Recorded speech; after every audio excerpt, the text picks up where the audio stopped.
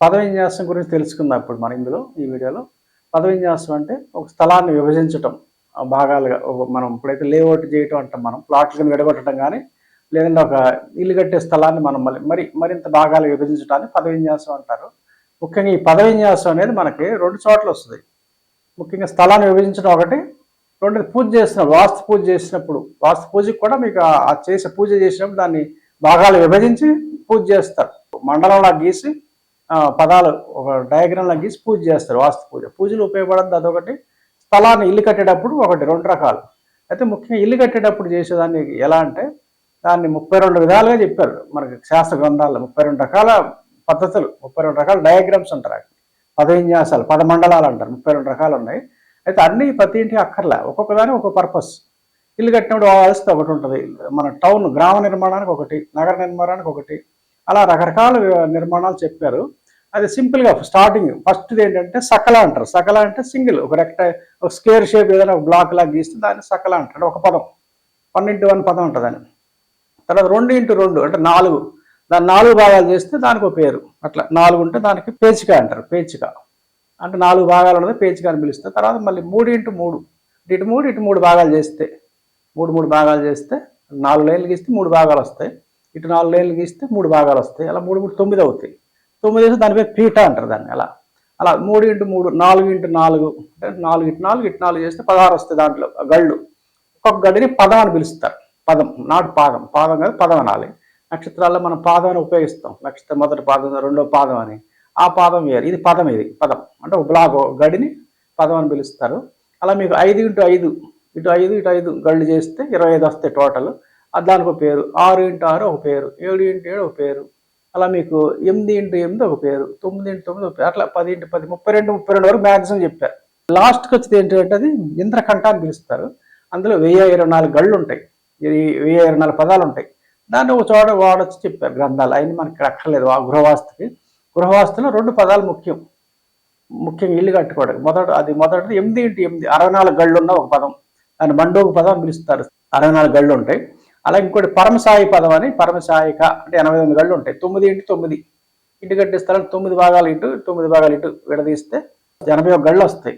దాన్ని పరమసాయిక పదమండలం అని పిలుస్తారు. ముఖ్యంగా ఎక్కువ మనం వాడేది ఇదే.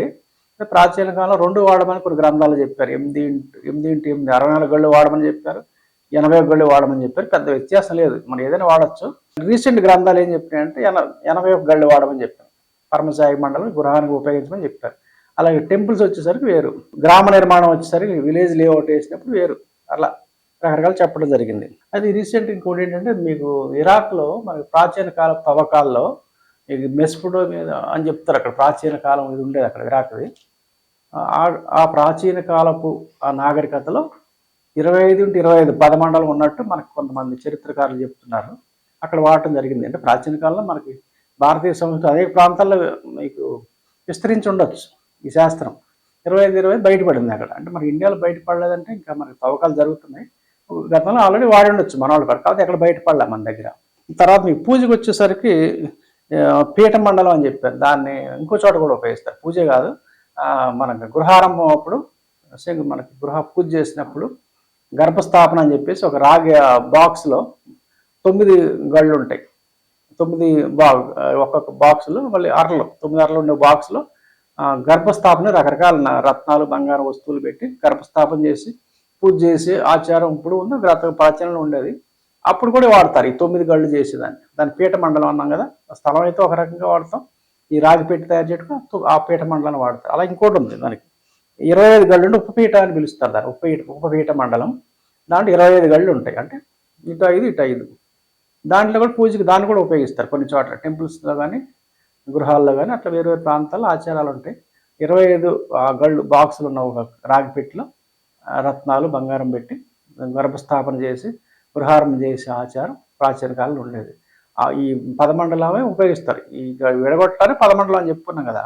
అది పూజ మీకు రాగి పెట్టికి కావచ్చు, రాగి బాక్స్ కావచ్చు, లేదా పూజ అప్పుడు చేసే డివిజన్ కావచ్చు, గీతలు గీయటం కావచ్చు, లేదా గృహ నిర్మాణాన్ని చేసి మనకు లేఅవుట్ కావచ్చు. అయితే ఇప్పుడు ఇందులో మనం ముఖ్యంగా మనకి పరమసాయి మండలం గురించి తెలుసుకుందాం. వాటిలో 81 గళ్ళలో మీకు 45 మంది దేవతలు ఉంటారు. ఒక గళ్ళలో ఒక దేవత కనీసం, కొన్ని దేవతలు 2 గళ్ళు 3 గళ్ళు అట్లా విస్తరించి ఉంటారనమాట. ముఖ్యంగా మధ్యలో ఉండేది బ్రహ్మ. బ్రహ్మ 9 పదాల్లో విస్తరించి ఉంటాడు మధ్యలో. అలా మీ బయట గళ్ళు వచ్చేసరికి అవుటర్లో 32 దేవతలు ఉంటారు. 32 ఇది చాలా ఇంపార్టెంట్, మనకి ముఖ్యమైనది బయట గళ్ళలో 32 దేవతల్లో. ఎందుకంటే దీంతో మనకు చాలా అవసరాలు ఉంటాయి. తర్వాత ద్వారం పెట్టాలంటే ఎక్కడ పెట్టాలి, తర్వాత మీకు ద్వారం గురించి చెప్పారు. తర్వాత వేరు వేరు ప్లేసులు వెల్ పెట్టాలంటే ఈ పదం పేరు దేవత పేరు చెప్పి వాళ్ళని వెళ్ళి ఈ దేవత దగ్గర పెట్టాలని, మీకు ద్వారం పలానా దేవత దగ్గర పెట్టాలని చెప్పడం జరిగింది. ఈ దేవతలు వాళ్ళు కొన్ని లక్షణాలు, స్వరూప లక్షణాలని చెప్పడం జరిగింది.